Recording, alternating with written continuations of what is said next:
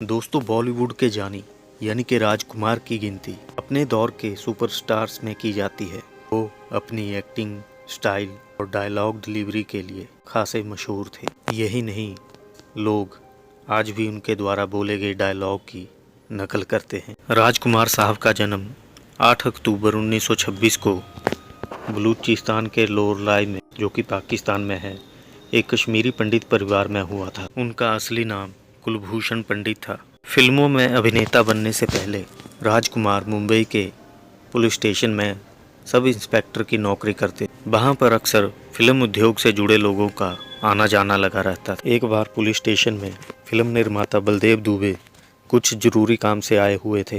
वो राजकुमार के बातचीत करने के अंदाज से काफ़ी प्रभावित हुए और उन्होंने राजकुमार को अपनी अगली फिल्म शाही बाजार में काम करने का ऑफर किया, जिसे राजकुमार ने स्वीकार कर लिया। इसके बाद राजकुमार ने अपनी नौकरी से इस्तीफ़ा दे दिया और वो फिल्मों में काम करने लगे।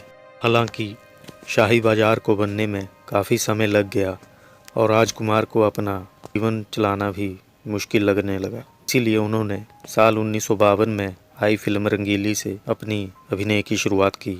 हालांकि इस फिल्म में उनकी भूमिका छोटी सी थी। राजकुमार ने सन 50 के दशक में बन रही फिल्म दौलत के लिए भी ऑडिशन किया था, लेकिन उन्हें रिजेक्ट कर दिया गया। इसके बाद जब शाही बाजार फिल्म सिनेमा हॉल में लगी तो वो बुरी तरह से फ्लॉप हो गई। फिल्म की असफलता के बाद राजकुमार के रिश्तेदार भी ये कहने लगे कि तुम्हारा चेहरा फिल्मों के लिए नहीं बना है। रंगीली फिल्म के बाद राजकुमार को जो भी भूमिका मिली वो उसे स्वीकार करते गए। इस बीच उन्होंने अनमोल, सहारा, अवसर, घमंड, नीलमणि और कृष्ण सुदामा जैसी कई फिल्मों में अभिनय किया, लेकिन इनमें से कोई भी फिल्म बॉक्स ऑफिस पर सफल नहीं हुई। फिल्मों में लगभग 5 साल काम करने के बाद साल 1957 में आई फिल्म मदर इंडिया से राजकुमार को पहचान मिली और वो इंडस्ट्री में बतौर अभिनेता स्थापित हो गए। साल 1959 में आई फिल्म पैगाम में उनके सामने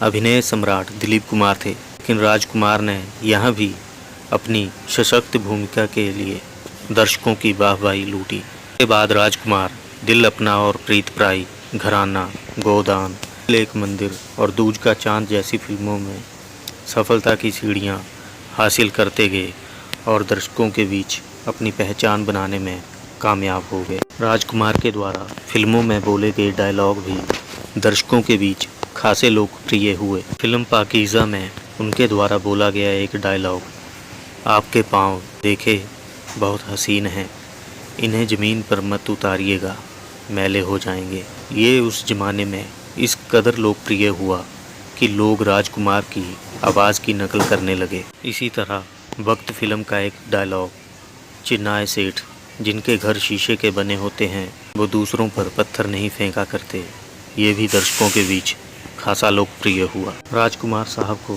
फिल्म दिल एक मंदिर और वक्त के लिए सर्वश्रेष्ठ सहायक अभिनेता का पुरस्कार मिला। साल 1996 में राजकुमार साहब को दादा साहेब फाल्के पुरस्कार से भी नवाजा गया। राजकुमार अपने फिल्मी किस्सों के लिए फिल्म इंडस्ट्री में खासे मशहूर थे। वो अक्सर फिल्मी पार्टियों में दूसरे अभिनेताओं का मजाक उड़ाते थे और उन्हें नीचा दिखाने की कोशिश करते थे। हालांकि एक बार राज कपूर साहब ने राजकुमार को खूनी कह दिया था। जी हाँ, ये वाकया प्रेम चोपड़ा की शादी के दौरान हुआ था। दरअसल प्रेम चोपड़ा की शादी की पार्टी के दौरान राज कपूर और राजकुमार दोनों आमने सामने थे। राज कपूर साहब ने भरी महफिल में गुस्से में राजकुमार को कहा कि तुम एक खूनी हत्यारे हो, तुम्हारे हाथ खून से रंगे हुए हैं। दरअसल राज कपूर चाहते थे कि राजकुमार उनकी फिल्म मेरा नाम जोकर में एक साइड रोल करें, जिसके लिए राजकुमार ने राज कपूर को मना कर दिया था। इसी की खुन्नस लिए हुए